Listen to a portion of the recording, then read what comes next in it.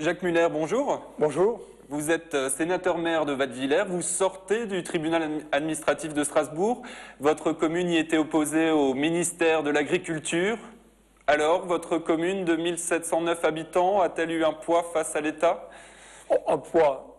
Disons qu'apparemment, le commissaire du gouvernement nous donne raison. Nous donne raison contre l'État.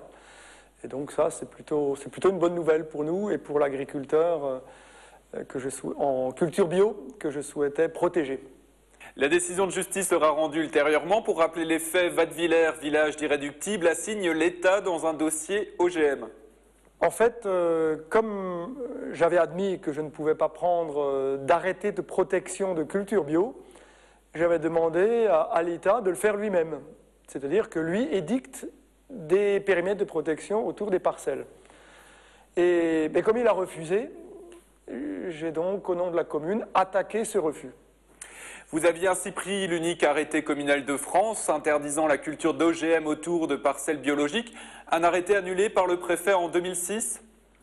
C'est ça. Mon arrêté de 2005 a été annulé en avril 2006 et j'ai donc saisi le ministre de l'Agriculture en mai 2006. Aujourd'hui, encore une fois, Wattwiller est la première commune de France à signer le ministère de l'Agriculture. Oui, tout à fait. Ouais, c'est une première, c'est-à-dire que sur un dossier comme ça, j'estime que l'État doit prendre sa responsabilité. J'ai joué aussi la carte de la légalité, on va dire, jusqu'au bout. À partir du moment où on me disait « vous n'êtes pas compétent juridiquement pour prendre un arrêté municipal », eh bien, je me suis retourné, comme on me l'indiquait à l'époque, vers l'autorité supérieure, c'est-à-dire vers l'État. Entre le début de votre combat et l'audience de ce matin, la culture OGM à des fins commerciales a été interdite sur le territoire national. Quel est l'intérêt alors de cette assignation de l'État en justice? Cette affaire continue parce que aujourd'hui nous jugeons sur ce qui s'est passé en 2006, c'est-à-dire au moment où l'État refuse d'édicter les périmètres d'isolement. Une certaine lenteur, je ne sais pas s'il faut le dire, parce que le travail est sérieux, mais disons la durée d'instruction du dossier au niveau du théâtre de Strasbourg fait qu'on juge aujourd'hui une affaire qui s'est déroulée, on va dire, printemps-été 2006. L'interdiction du maïs MON 810 ne date que de 2008, c'est-à-dire plus précisément le 7 février 2008. Alors 2005-2010, 5 ans, pourquoi autant de temps pour que la justice tranche? D'une part, lorsque j'ai saisi l'État, lorsque je me suis retourné contre l'État, il a mis beaucoup de temps, certains diront de la mauvaise volonté, mais enfin il a mis beaucoup de temps à répondre à mon recours. Il s'est défendu vraiment avec ses arguments à lui uniquement en début février 2007.